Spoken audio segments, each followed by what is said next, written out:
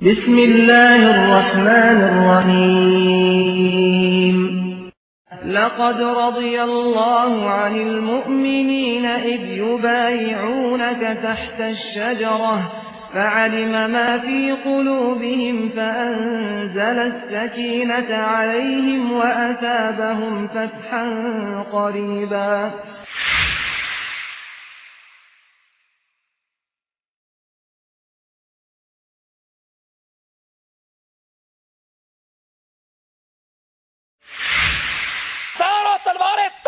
ہے کب عثمان اجازت دے اور اس کے دشمنوں کو قتل کر دیا جائے. اور وہ عثمان کہہ رہا ہے مدینے کے اندر میں خون بہتا ہوا نہیں دیکھ سکتا.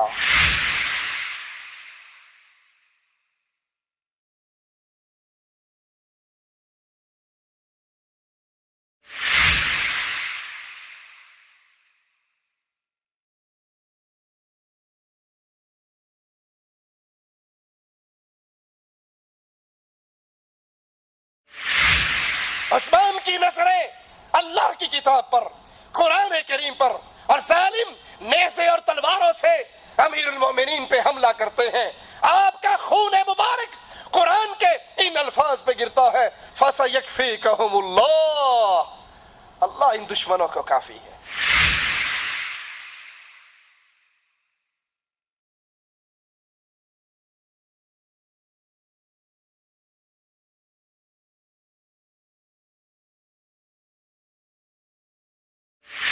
لوگ میرے پاس دوڑتے ہوئے آئے کہ ہم تیرے ہاتھ پہ بیعت کرنا چاہتے ہیں. تو میں نے کہا اللہ کی قسم، علی کے الفاظ پہ غور کرنا. اللہ کی قسم مجھے اللہ سے شرم آتی ہے. میں اس قوم سے بیعت لوں جس قوم نے عثمان کو شہید کیا ہے.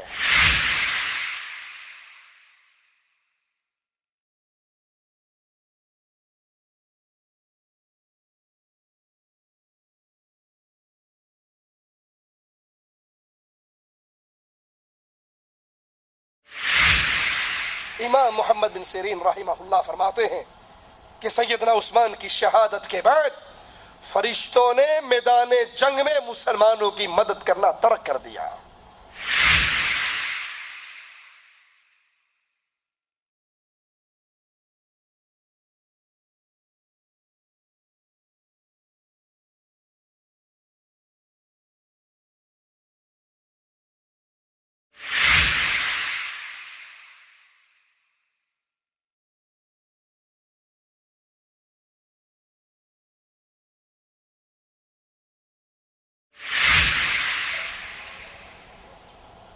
إن الحمد لله نحمده ونستعينه ونستغفره ونعوذ بالله من شرور أنفسنا ومن سيئات أعمالنا. من يهده الله فلا مضل له ومن يضلل فلا هادي له. أشهد أن لا إله إلا الله وحده لا شريك له وأشهد أن محمدا عبده ورسوله. أما بعد، أعوذ بالله من الشيطان الرجيم. بسم الله الرحمن الرحيم. قل هو الله أحد الله الصمد لم يلد ولم يولد ولم يكن له كفوا أحد. سیدنا فاروق اعظم رضی اللہ عنہ وارضا ایک ایرانی غلام ابو لؤلؤ کے ہاتھوں زخمی ہوئے اور اسی زخموں کی تاب نہ لاتے ہوئے شہادت کے مقام پر فائز ہوئے. یہ ظالم، یہ مجرم، یہ کافر مسلمانوں کے اس عظیم سردار کو اپنے انتقام کا نشانہ بناتا ہے. دور نہ جائیے، آج بھی آپ صحابہ کرام کے دشمنوں کو دیکھیں گے، انہوں نے فیروزہ پتھر پہنا ہوتا ہے اور اس پتھر کی نسبت اسی ابو لؤلؤ فیروز مجوسی کی طرف کرتے ہیں. اس کے دربار کو آج بھی پوجا جاتا ہے، بلکہ دشمنان صحابہ اس کو بہت بڑا مجاہد قرار دیتے ہیں کہ اس ظالم نے امیر المؤمنین فاروق اعظم رضی اللہ عنہ وارضا کو شہید کیا. شہادت سے پہلے سیدنا عمر رضی اللہ عنہ وارضا نے مسلمانوں میں ایک کمیٹی 6 افراد کی تشکیل دی اور کہا کہ ان میں سے اپنا ایک خلیفہ چن لینا۔ اس کمیٹی کے اندر سیدنا عثمان، سیدنا علی، سیدنا طلحہ، سیدنا زبیر رضی اللہ عنہ اجمعین، عبد الرحمن بن عوف، سعد بن ابی وقاص رضوان اللہ علیہم اجمعین شامل تھے۔ فاروق اعظم پر یہ تہمت لگانے والوں کہ انہوں نے اپنے لیے علی سے خلافت کو چھینا تھا، اگر فاروق اعظم نے اپنی ذات کے لیے خلافت چھینی جو حق علی کا تھا اور چھینا فاروق نے تھا، تو پھر شہادت سے پہلے یہ خلافت اپنے خانوادے سے نکال کر مسلمانوں کے اندر کیوں پیش کر دی؟ اگر اپنے لیے کچھ چھینا ہوتا، اپنے لیے حکومت بنانی ہوتی تو وہی کرتے جو سیدنا علی نے اپنے بیٹے حسن کو دی، تو سیدنا فاروق اعظم کو بھی چاہیے تھا کہ وہ یہ خلافت کا بوجھ عبداللہ ابن عمر کے حوالے کر دیتے اور یہ خانوادہ فاروق کے اندر باقی رہتی۔ انہوں نے تو وہ 6 افراد، وہ کمیٹی جو بنائی جس کے اندر سے کسی ایک کو خلیفہ چننا تھا، اس کمیٹی کے اندر بھی اپنے بیٹے عبداللہ کو شامل نہیں کیا رضی اللہ عنہ وارضا۔ سیدنا عمر کی وفات کے بعد، شہادت کے بعد، مسلمانوں نے سیدنا عثمان رضی اللہ عنہ وارضا کو اپنا خلیفہ مقرر کیا۔ جب آپ خلیفہ بنے تو آپ کی عمر 70 برس تھی، 12 سال تک آپ خلافت کی ذمہ داریاں نبھاتے رہے۔ فتوحات اسلامیہ کا جو سلسلہ سیدنا عمر رضی اللہ عنہ وارضا کے دور میں شروع ہوا تو سیدنا عثمان کے دور کے اندر وہ مزید پھیلتا رہا، پھلتا اور پھولتا رہا۔ آذربائیجان سیدنا خالد بن ولید کے ہاتھ پر 2 بار فتح ہوا۔ 27 ہجری کو عبداللہ بن سعد نے افریقیہ پہ چڑھائی کی۔ 29 ہجری میں فتوحات کا دائرہ اور بھی پھیلا۔ سیدنا عمر کی وفات کے بعد کچھ علاقوں نے بغاوت کی تو مسلمانوں نے ان کو دوبارہ فتح کیا۔ اس طرح اسلامی حکومت کی حدود چین کے قریب تک جا پہنچی۔ سیدنا عثمان رضی اللہ عنہ وارضا کے دور کے اندر یہ تمام علاقے مسلمانوں کے ساتھ شامل ہوئے، مسلمانوں کی مملکت میں شامل ہوئے۔ سیدنا عبد الرحمن بن سمرہ بلوچستان تک پہنچے، ایران اور کابل کے علاقے مسلمانوں کی حکومت میں شامل ہوئے۔ ایران کے اندر آئے دن بغاوت کا بازار گرم رہتا، کیونکہ آتش پرست آخری حکمران ابھی زندہ تھا جو سیدنا عمر کے دور میں فرار ہو کر ترکستان چلا گیا، اور عثمان کے دور میں وہ خراسان پہنچا اور تیاری کر کے مسلمانوں کے خلاف اس نے پھر بغاوت کی اور مسلمان لشکر نے اس کی بغاوت کو کچل ڈالا اور یہ تمام علاقے دوبارہ مسلمانوں کے علاقوں میں شامل ہوئے اور وہ اس بغاوت کچلنے کے نتیجے میں مارا گیا۔ شام کے والی امیر معاویہ رضی اللہ عنہ وارضا، کبھی اللہ نے موقع دیا تو سیدنا امیر معاویہ پر الگ ایک نشست کریں گے، ان کے حالات، ان کے واقعات، ان کے جہاد، یہ سارے معاملات کو انشاءاللہ بیان کریں گے۔ وہ امیر معاویہ جو قرآن کے کاتب تھے، وہ امیر معاویہ رضی اللہ عنہ وارضا جس کے دور حکومت میں 64 لاکھ مربع میل کرۂ ارض پر لا الہ الا اللہ کی حکومت پھیل چکی تھی۔ آج قرآن کے دشمن، ایمان کے دشمن، اسلام کے دشمن خاص طور پہ امیر معاویہ سے دشمنی کا اعلان کرتے ہیں۔ کیوں؟ وہ امیر معاویہ کے دشمن نہیں، وہ قرآن کے دشمن ہیں۔ وہ امیر معاویہ کی شان میں گستاخیاں اس لیے کرتے ہیں کہ جب امیر معاویہ کی ہستی مشکوک ہو جائے گی تو جس قرآن کی کتابت کرتے رہے وہ کتاب تو اپنے آپ مشکوک ہو جائے گی۔ ان کی دشمنی سیدنا معاویہ سے نہیں بلکہ اللہ کے قرآن اور اللہ کی کتاب سے ہے۔ امیر معاویہ نے سیدنا عثمان رضی اللہ عنہ وارضا سے کہا کہ سمندر کی طرف سے، رومیوں کی طرف سے بحری حملے کا خطرہ ہمیشہ رہتا ہے، کیوں نہ مسلمانوں کی بھی ایک بحری بیڑا ہو، ایک بحری فوج ہو جو رومیوں سے ان سرحدوں پر مقابلہ کرے۔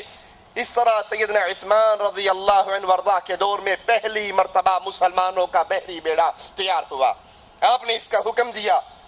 سیدنا معاویہ نے مصر کے والی عبداللہ بن سعد کے ساتھ مل کر عظیم الشان بحری بیڑا تیار کیا، بحری فوج تشکیل دی گئی، اور پھر روم کے بادشاہ نے شام اور مصر پہ حملہ کرنے کی تیاری کی۔ 500 جنگی جہاز کا بیڑا لے کر وہ مسلمانوں پر حملہ آور ہوا اور مسلمان لشکر نے اس ظالم کا مقابلہ کیا اور اس کے بحری بیڑے کو تہس نہس کر دیا. سمندری لڑائی کے اندر یہ مسلمانوں کی پہلی لڑائی، مسلمانوں کی یہ پہلی جیت، سیدنا عثمان رضی اللہ عنہ وارضاہ کی خلافت کا عظیم الشان کارنامہ. سیدنا عثمان کے دور میں رضی اللہ عنہ وارضاہ فوج مسلمانوں کی دو قسم کی تھی. ایک فوج کا وہ حصہ جو چھاونیوں میں رہا کرتا تھا، اور ایک رضاکاروں پر مشتمل فوج تھی جو جس کو طلب ہوتی، جب جہاں کہیں مارکا ہوتا تو ان کو ڈیمانڈ پر بلا لیا جاتا. سیدنا عثمان رضی اللہ عنہ وارضاہ نرم دل مسلمان خلیفہ، مومن حکمران، امیر المؤمنین، آپ نے اپنی رعایا کی بہتری کے لیے، فلاح و بہبود کے لیے بہت سے کام کیے.